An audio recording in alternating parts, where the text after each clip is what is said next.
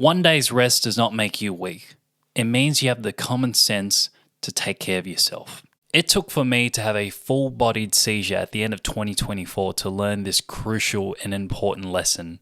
At the time, this sort of came out of nowhere because I don't have any history of epilepsy or seizures in my family, but after talking to my doctors about my habits over the last few years, it was very obvious to me that me not resting, sleeping and eating, simply not taking care of myself was a big factor in why these seizures happened.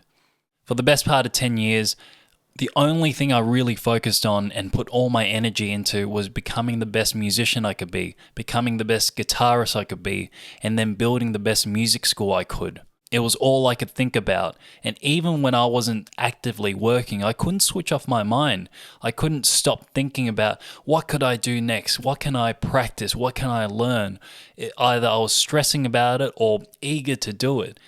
Sometimes it'd be positive. In fact, most of the time early on in my 20s, it was positive. I couldn't wait to learn this new piece for my student. I couldn't wait to get back tomorrow and wake up tomorrow to teach my lessons. I couldn't wait for a gig if I had a gig. But as I kept doing this, I started isolating myself from my family, my friends. I wasn't eating, I wasn't sleeping. I was sacrificing a lot of habits to take care of my health. The only thing that mattered in my life was if I was successful as a musician and if my music school was successful. Even if I was on the brink of breaking down, if I was exhausted, if my depression started becoming a big problem, I would still tell myself, I'll keep going, I'll rest soon. You know what? I'm still in my 20s. I still have a little bit of energy to keep going. Inevitably, the tipping point came last year in 2024 where I was sleeping no more than 2 or 3 hours a night. I was barely having a meal every week. And I was over-exercising. Usually I'd come home at about 10 o'clock in the evening, maybe 9 o'clock at best. And rather than having dinner, taking a shower, and slowly winding down, I would go out and I'd run 5 kilometers, 6 kilometers, at times 10 kilometers. And then I'd come back to my apartment and I'd work until 2, 3, or 4 a.m. in the morning. My body just started breaking down where by mid-2024, I had lost 7 kilos in stress. My optimal weight was around 75, 76 kilos. For the first time since, high school, I dropped under 70 kilos. And this was all due to stress, my body being in distress due to not eating and sleeping. And because I was so exhausted, I would try to get to sleep. And I think a lot of you out there may know who struggle with insomnia or sleep problems. If you try so hard to sleep, it's harder to go to sleep. So this contributed to my insomnia, and I just started sleeping less and less. I'd average about maybe 2 or 3 sleepless nights a week. There'd be times where I just wouldn't go to sleep at all. I'd get out of bed at 5 a.m. and just go straight back to work. Eventually, it was like my body said, you know what, if you're not going to listen to me, if you're not going to rest, I'm going to take matters into my own hands. And that's when the seizures happened.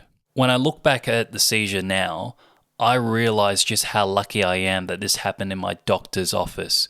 When it happened, my doctor told me that I had a full-bodied seizure. I was convulsing, I was shaking for a full 5 minutes. And even though I regained consciousness afterwards, I was not fully aware what was going on for at least 45 minutes. So I don't have any memory of about an hour of that day. I completely blacked out, and that's an hour of that day in my life that I'll never get back. From there, it was easy for me to think, because this seizure came out of nowhere, this could have happened as I was driving on my way to my doctor's, or it could have happened if I was crossing the road and I could have just fallen in the middle of the road and then someone wouldn't see me and they'd run over me, or if I'd go running later that day and it'd be night, it'd be pitch black, and I'd just drop on the floor and hit my head on the pavement. I realized that this was a wake-up call and I needed to start seriously taking care of myself for real. Look, I truly empathize with any musician, creator, entrepreneur who feels the pressure to always be on in order to achieve their goals, in order to have success. quite frankly, that's the world we live in today, where there are about 15,000 productivity gurus who are telling you how to organize your day so that you can complete 550 things at once. It's ridiculous, and this is feeding into the external pressure that's initially there, and eventually people are going to believe that that's something they'll have to do themselves, and it becomes embedded in our mindsets. And for me, this is something I've grown up with. Being a young musician, when I finished high school and went into music school at the Conservatory of Music in Sydney, every single one of my mentors, all my teachers said, you have to practice every day. You have to write music every day. You have to go out every day to search for those opportunities to gig and get yourself out there every single day, because that's what the greats do. And of course, a lot of my heroes, my music idols, the greats of music, the people I look up to, they wouldn't be where they are now if they didn't put in those long hours and work their backsides off. However, there is a dark truth to all that people don't talk about.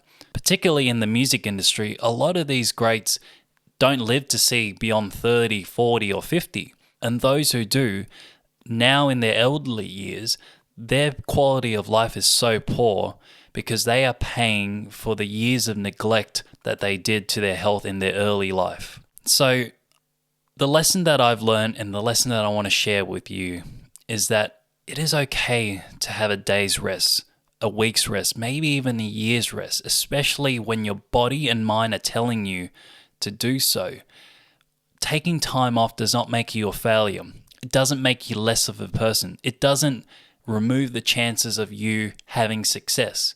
Even though the world outside, especially on social media, makes us believe that, trust me, if you have a little bit of rest, you're giving yourself a chance to come back at 100%, or at least close to 100%. And most importantly, you give yourself a chance to live a long and healthy life to do so. For my fellow musicians, artists, and creators, just remember, art is a lifetime pursuit. And if you're planning to live a long and healthy life, then you have to find time to take care of yourself. You can't be working at it 25 hours a day, because you're not going to see the fruits of your work. You're not going to see the beautiful results of all the hard work you put in. Take one day off, take 2 days off, take a week off, and trust me, you'll come back better than before. It is very hard to do this, I know. You need to give yourself permission though. You don't need someone else telling you. That being said, if you do need someone else to give you permission, I give you permission. Please take a rest if you need to. It's okay. So I hope this video was helpful for you. Anyone struggling out there, you're more than welcome to leave a comment down below, share your story, or you can email me, message me on all the socials. And if you did find this video useful, I'd really appreciate it if you gave it a like, shared the video around with any person, any one of your friends you think would find this helpful. And please subscribe to this channel, because I'm going to be talking more about mental health, music and stories, and sharing my struggles in the hope that it's going to help someone else not feel alone. Thanks everyone for watching. Please take care of yourselves. I'll talk to you guys in the next one.